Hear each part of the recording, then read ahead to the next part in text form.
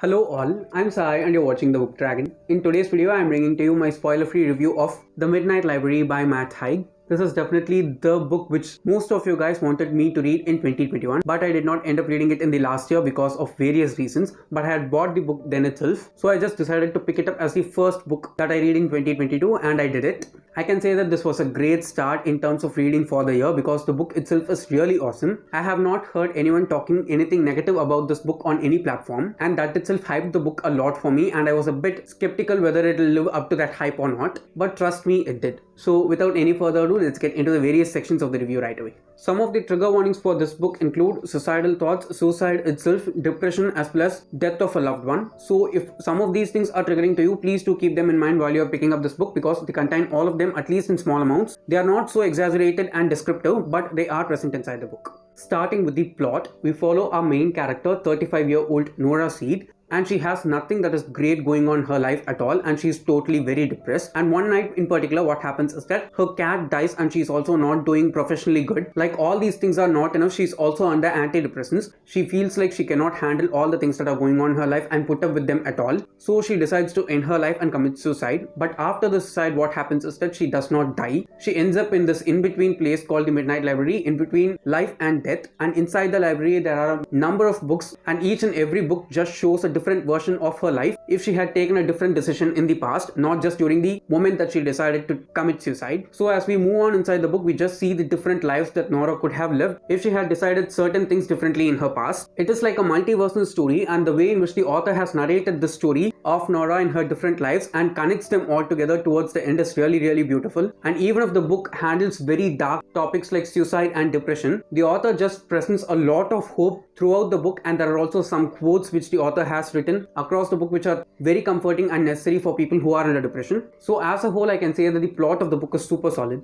Moving on to the characters, we follow our main character Nora herself, and apart from her we only have one other character who's constant throughout the book, who's the librarian inside the Midnight Library, and she is Mrs. Elm. That librarian is also someone who's from Nora's past life during her childhood, and that's the main reason that that person is inside the library and not just some random stranger, because Nora is literally about to open different doors, exploring the different kinds of life that she has, and it might not be comfortable for her if she has to do all those things in front of a stranger. Apart from just these two characters, we also have multiple other characters who occur during the different versions of the future that Nora might have had, but there are some characters which constantly occur in all the different versions of the future. We get to see Nora's family also in bits and pieces across different versions of the future as well as in the present also. And the best thing which I liked about the characters in this book is that each and every character's traits were clearly expressed, especially our main character Nora, and her depression was very clearly articulated by the author to the reader. When you're reading the story of Nora, you can easily sense that she is totally depressed and she does not have hope for continuing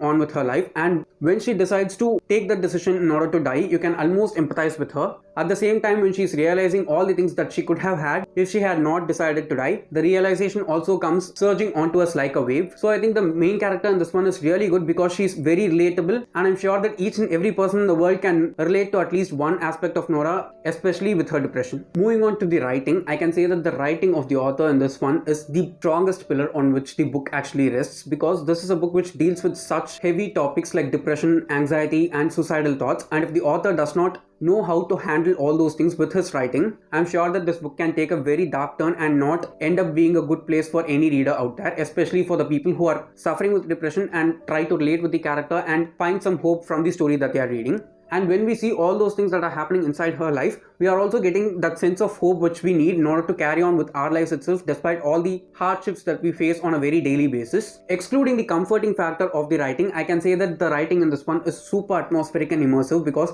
each and every time I picked up this book and started reading, it just felt like I was inside the Midnight Library along with Nora, experiencing the futures that she is exploring along with her, because it is super immersive. The way in which the author has written, it just packs you inside this atmosphere where the story actually takes place, and each and every time I picked up the book and read it, I just felt like I was transported into this world. Personally, I just love that kind of writing style because I like to be immersed in a story when I'm reading it, and there were instances inside this book where I did not feel like I was reading a book but just experiencing this wonderful story of hope and self-love and care. So if you have any doubts whether the writing style of the book might be depressing in some way or the other, please do let it go, because it is definitely not like that, because it is just completely filled with hope, optimism and positivity. Finally, talking about the pacing, I can say that that the author did a very decent job of pacing this book also, because it is not easy to consistently pace a book in which the storyline completely changes in each and every chapter. Almost in each and every chapter we follow a different type of life that Nora is living, and it is not possible to provide the same kind of pacing for all different types of stories, because each and every version of the future that we see here is completely different from one another, and the way in which he has actually differentiated the pace between the different kinds of lifestyles so that they seem realistic to us while the character is experiencing it is really nice. For example, just imagine that you're watching an action movie and a romance movie. While you're seeing both these things, the speed in which you watch the movie is different, because when it comes to a love story, it's going to be slow and mellow, but when it comes to an action-packed story, it's going to be moving completely fast. It doesn't matter whether both the films are just 2 hours long, but the speed in which you watch both these stories is completely different, and that's the same kind of thing that happens inside this book also. There are some stories which are extremely fast-paced in the future, and there are some other versions of the future which are very slow-paced, but the way in which he has placed these different kinds of futures while the character is experiencing them is really nice. In the beginning, the book is a bit slow because we get to know the character and understand that she is very depressed and is going to take this bad decision, but after she makes the decision and ends up in the Midnight Library, I can say that the pacing of the story is consistent throughout,